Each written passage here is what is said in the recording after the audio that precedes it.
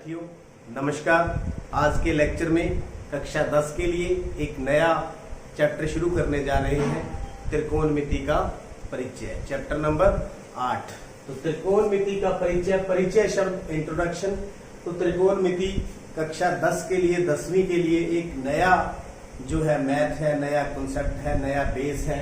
इसको सीखेंगे। आज हम पहले इसका मीनिंग देखेंगे क्या है, फिर इससे संबंधित जितनी भी टर्म्स आएंगी उसको सीखेंगे। सबसे पहले तो मैं आपको बता दूं, जब हम शुरू में पढ़ना शुरू करते हैं तो हम क्या करते हैं, हमारे पास कौन सा मैथ होता है, अंकगणित छोटी कक्षाओं में हम जोड़ते हैं 5 + 8 = 13।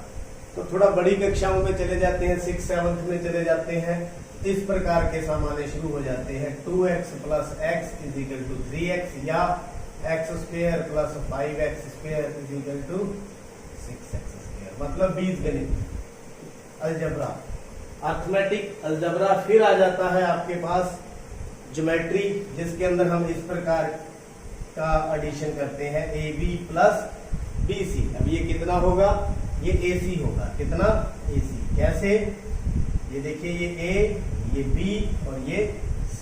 इतना AB, ये BC, और दोनों को मिला दें तो कितना बन जाएगा, AC। कितना बन जाएगा, AC। तो इस तरह का हम जोड़, घटाओ, गुना, भाग, 4 ही चीजें हैं। जोड़ है, घटाओ है, गुना है, भाग है। तो ये चीजें हम सीखते आ रहे हैं।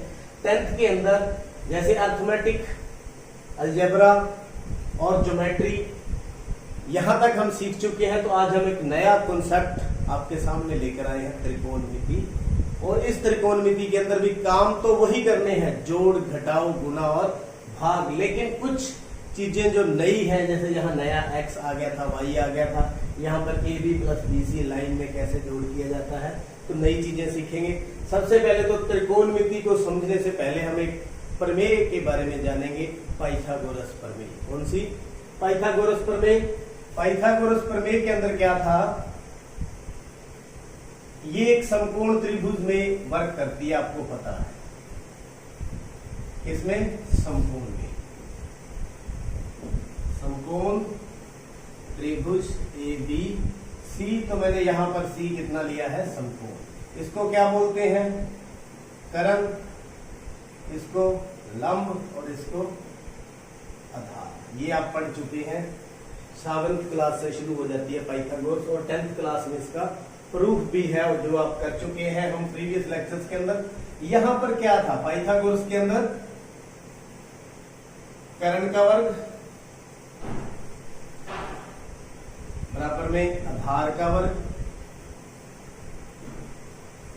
प्लस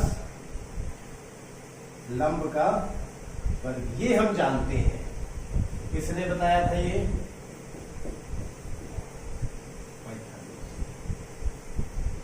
अब एक्चुअल में ये कब यूज होता है, किस काम आता है, ये इस काम आता है अगर हमारे पास दो भुजाएं हैं। अगर हमारे पास ये मान लो 3 सेंटीमीटर है, ये मान लो 4 सेंटीमीटर है, तो तीसरी भुजा हमें निकालनी है। तो तीसरी भुजा यहाँ पर कौन सी है, कर्ण है, और यहाँ पर कितना है, 90 डिग्री। तो हम पाइथागोरस में इसको भर देंगे और कर्ण को निकाल लेंगे। कितना आ जाएगा, 5 सेंटीमीटर। कितना आ जाएगा, 5 सेंटीमीटर। इसी प्रकार अगर हमें लंब नहीं पता, लंब निकालना है, तो भी ये पाइथागोरस जो है वर्क करती है। मतलब कुल मिला के ये कहने का है, ये तीनों भुजाओं के बीच में संबंध है, तीनों भुजाओं के मध्य संबंध है पाइथागोरस। और लगती किसमें है, समकोण त्रिभुज में। किसमें, समकोण त्रिभुज में। कुल मिला के ये कहूं, अगर हमें दो भुजाएं पता है तो तीसरी भुजा हम निकाल सकते हैं। कब, जब ये समकोण त्रिभुज है। तो इसी प्रकार त्रिकोणमिति, त्रि में न 3, कोण में न कोण, मिति में न मापना। यहां पर हम भुजाओं और कोण के बीच में, मध्य के बीच में संबंध देखेंगे। हम कोण को मापना सीखेंगे। किसको, कि कोण कितना है। जैसे यहां पर कोण कितना है, बात करेंगे त्रिकोणमिति की। तो पाइथागोरस को साथ लेते हुए त्रिकोणमिति भी सबसे पहले तो मैं आपको बता दूं कहां वर्क करती है, समकोण त्रिभुज में। कहां वर्क करती है, समकोण त्रिभुज में। और ये बताती क्या है इंट्रोडक्शन में, ये हमें दो भुजाओं और कोण के बीच में संबंध बताती है। दो भुजाएं और एक कोण के बीच में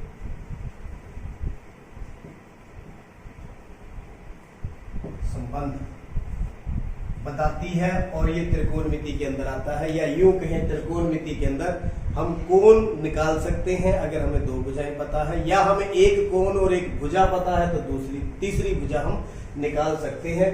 तो यहाँ पर अगर ये दोनों भुजाएं पता है तो कोण निकाल सकते हैं, चाहे ये पता है तो भी निकाल सकते हैं, चाहे ये दोनों पता है तो भी हम कोण जो चाहे हम निकाल सकते हैं। एक कोण तो हमें पता है कितना है, 90 डिग्री, तो बहुत ही रुचिपूर्ण है। तो अब संबंध को डिफाइन करने के लिए कुछ टर्म्स हमें सीखनी पड़ेगी, नई टर्म्स जो कि आप ट्रिग्नोमेट्री के अंदर आमतौर पर सुनते रहते हैं, साइन थीटा, कॉस थीटा।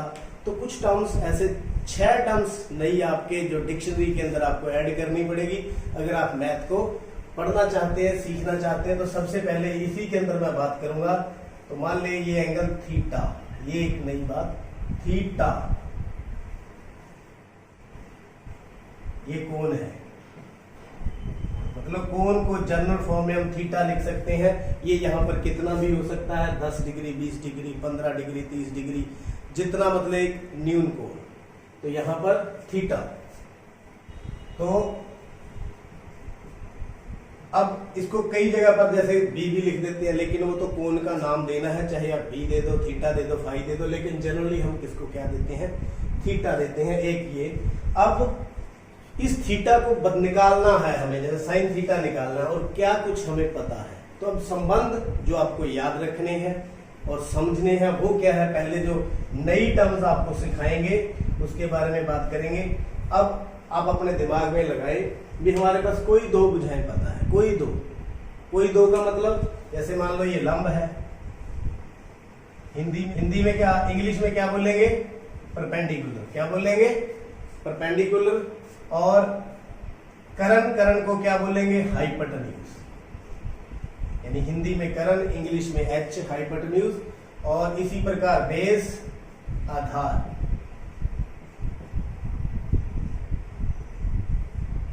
क्या है ये, आधार। मान लीजिए आप संबंध कोई भी दो भुजाएं आप उठाएं, मान लो ये दोनों उठा लेते हैं, लंब और करण। तो लंब बटा में करण, तो ये आपको सीखना पड़ेगा। एक नई बात, इन दोनों का जो रिलेशन है उसको किस तरह से डिफाइन किया है, एक नया नाम, साइन थीटा। क्या नाम दिया, साइन थीटा। यानी कि अगर लंब और करण पता है तो लंब और करण के बीच में जो संबंध है, रेशियो है, अनुपात है, लंब ओवर कर्ण बराबर में क्या होता है, साइन थीटा। अगर मान लो आप कहें भी मुझे तो आधार पता है और करण पता है, तो आधार बटा में करण, इसको बोलते हैं कोसाइन थीटा, कॉस थीटा। यानी कि ये हो गया साइन, लिखते शॉर्टकट ऐसे हैं, आगे क्या लगा दो, sine theta cos theta, shortcut sine theta cos theta. अब तीसरा नाम, 3 नाम पहले, तीसरा आप देखो इन दोनों के बीच में संबंध हमने लिख दिया, इन दोनों के बीच में संबंध लिख दिया। अब कौन सी बच गई, लंब और कर्ण, लंब और आधार। लंब ओवर में आधार, तो एक नया नाम tangent theta, tan theta, tangent, इसको क्या बोलेंगे, टेंजेंट थीटा। मेरे ख्याल में क्लियर, कितनी बातें बता दी, नई चीजें, साइन थीटा, लंब ओवर करण, कॉस थीटा, आधार ओवर करण, टेंजेंट थीटा, लंब बटा में आधार। तो 3 तो होगी। अब उल्टा भी हो सकता है, जैसे देखिए ये लंब बटा कर्ण है तो कर्ण बटा लंब भी हो सकता है। तो क्या हो सकता है, अब इसको उल्टा देखेंगे, पहले को उल्टा देखेंगे। तो पहले का उल्टा करण बटा में लंब, करण बटा में लंब। अब इसका एक नया नाम कोसेकेंट थीटा, यानी कोसेक थीटा। क्या बोलेंगे? Cosec theta. अब उल्टा हो गया। इसी तरह करण बटा आधार, करण बटा में आधार, ये हो गया सीकेंट थीटा। क्या हो गया? Secant theta. ये कोसीकेंट,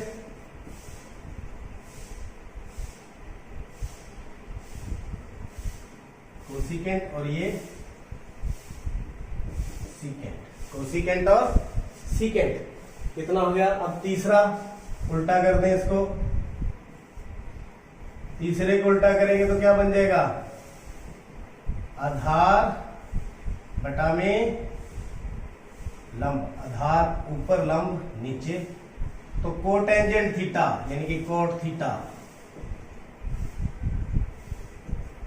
कोट थीटा। तो ये 6 नाम आपको याद रखने हैं और इनके बीच में संबंध को याद रखना है।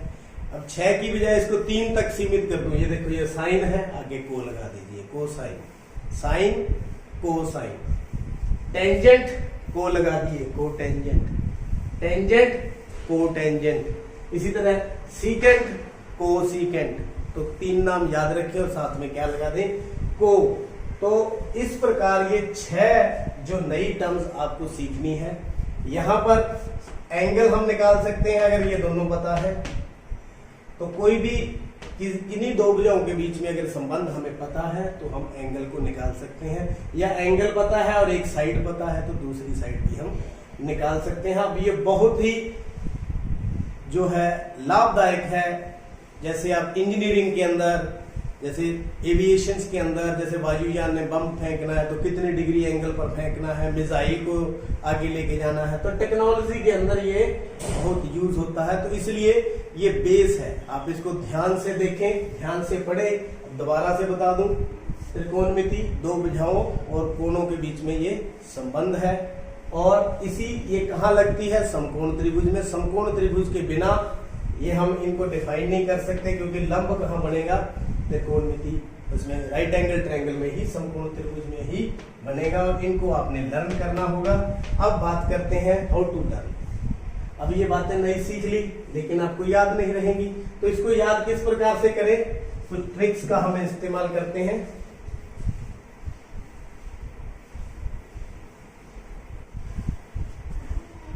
तो क्या ट्रिक्स हैं? देखिए, पहली अगर हिंदी में बात करूं मैं,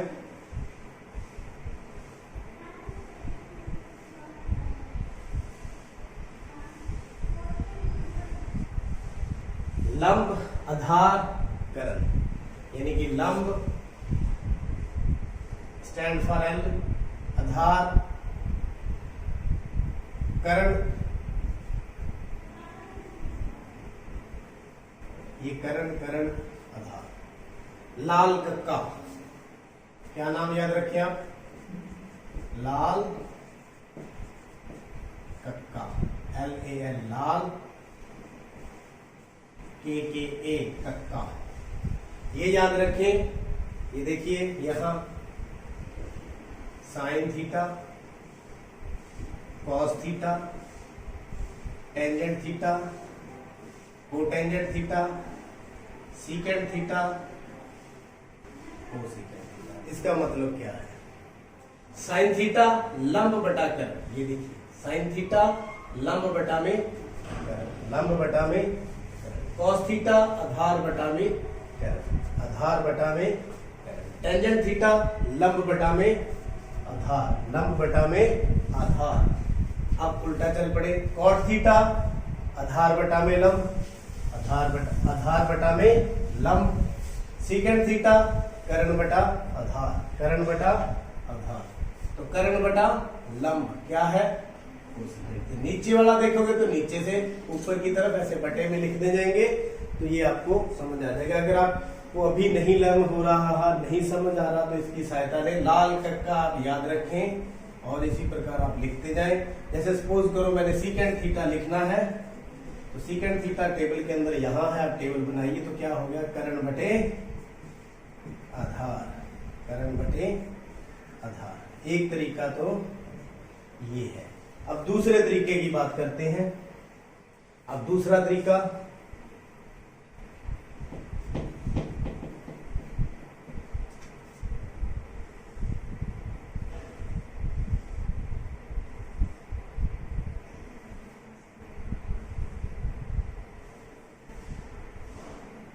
पंडित बद्री प्रसाद हर हर बोले। अब ये क्या है, पंडित बद्री, ये देखिए ये क्या है, पंडित बद्री प्रसाद हर हर बोले, हर हर अब बोले। अभी ये क्या है, अभी मैंने आपको यहां पर एक ट्रायंगल बना करके बताई थी, यहां बना देता हूं। इंग्लिश में इसको क्या बोलते हैं, हाइपोटेन्यूज, ये बेस, ये परपेंडिकुलर, यानी कि हाइपोटेन्यूज करण, आधार बेस, और ये परपेंडिकुलर। तो इंग्लिश में है, आप इसको समझ ले, तीन ही नाम है। पंडित बद्री प्रसाद हर हर बोले, सोना चांदी तोले, सोना चांदी तोले। पंडित बद्री प्रसाद हर हर बोले, सोना चांदी तोले। पंडित बद्री प्रसाद हर हर बोले, सोना चांदी तोले। अब इसका क्या मतलब है, पंडित परपेंडिकुलर, बद्री बेस, प्रसाद हर हर बोले, ऐसे लिख लिया हमने। अब लिखने के बाद वही काम यहां करना है। सोना चांदी तोले मतलब ये साइन थीटा, साइन सोना, कॉस सी चांदी, तोले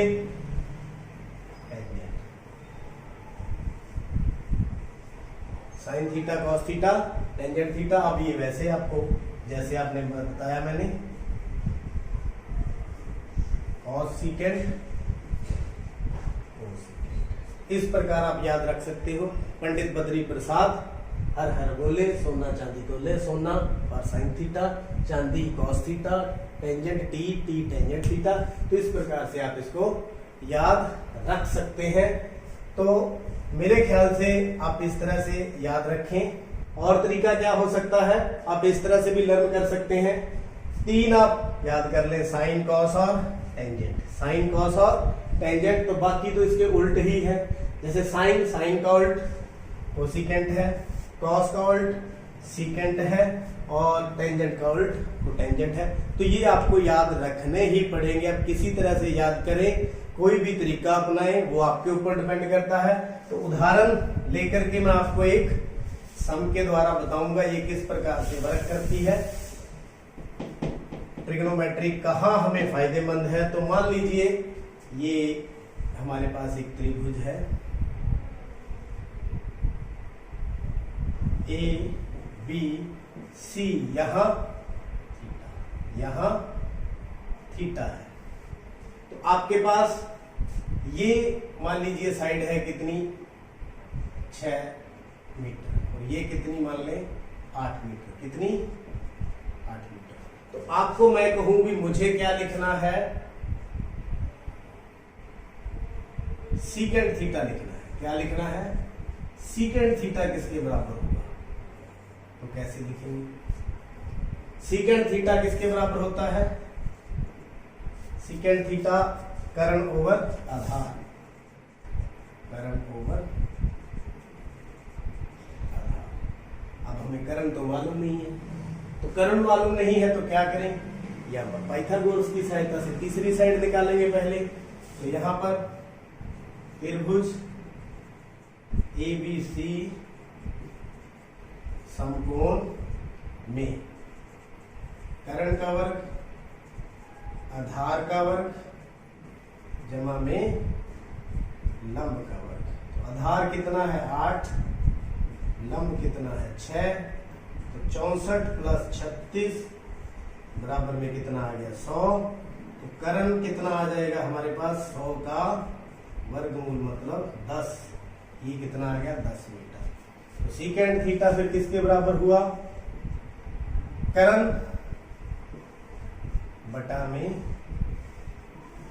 आधार। तो करण कितना है 10, आधार कितना है 8, तो कितना आ गया 10 बटा में 8। आप इसको काट दें तो 5 बटा 4 भी आप लिख सकते हो। तो सीकेंड थीटा बराबर 5 बटा में 4। अब किसी भी तरह का आप ट्रिग्नोमेट्रिक वैल्यूज जैसे साइन थीटा लिख सकते हो, क्योंकि तीनों साइडें हमें पता है, तीनों साइड्स पता है, तो हम सभी 6 के 6 जो ट्रिग्नोमेट्रिक रेशियो है, त्रिकोणमितीय अनुपात है, उनको लिख सकते हैं।